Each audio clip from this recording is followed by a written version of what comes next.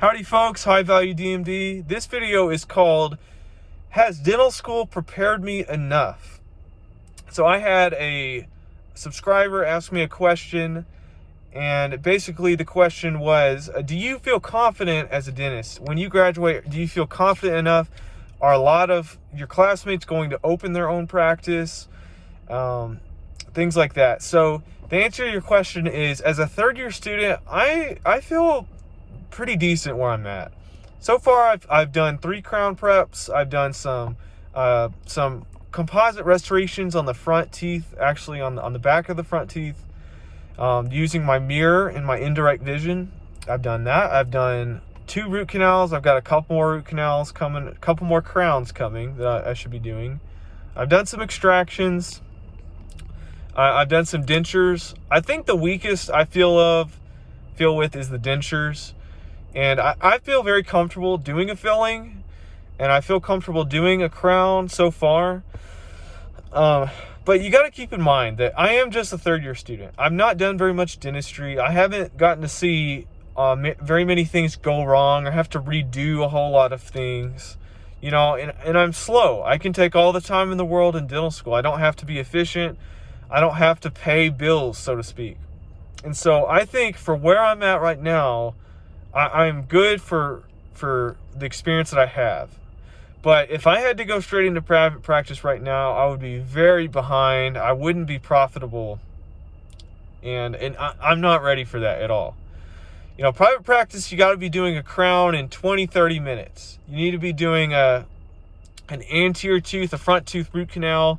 You need to be doing that in 30 minutes, 40 minutes or less. You know, like if I'm going to deliver a crown, that should take me 15 minutes. Right now, it's taking me an hour plus because I don't know what I'm looking at exactly. I don't know how to check occlusion, the bite very well. I don't know how to fit the crown very well, you know, or polish the crown or things like that. You know, I think the thing I could do confidently with no one looking is probably just a simple filling. That's what I could do. But the other stuff, not as much. I might could do a root canal, a basic root canal. I could do that on my own. But a lot of the other stuff, no. I mean, dentures are very finicky, and it just takes a lot of experience, having looked at them, knowing what's supposed to be right and what's wrong, how the fit is. A lot of that, I just don't have that information. And so I hope that answers that question. And the other question was, are a lot of people going to open their own practice? And in my class, I highly doubt that. I really don't think that many people are going to open their own practice right away. And I think you're going to see a lot less young dentists even own a practice at all. I think many people are going to want to just simply be an associate, and that's it. The attitude is different. A lot of people just want a job to clock in and clock out. There's not that many people that are out, so to speak, just to have their own path, to make their own way, if that makes sense. A lot of people just want to just do the dentistry and leave, and that's fine. You know, everyone's different, and part of me wishes kind of maybe I should just be an associate. For a while, I wanted to own my own practice, you know, because you make your own money, you make your own decisions, but with that comes a lot of responsibility and headache you have to take home with you. And so I can definitely see the advantages of being an associate.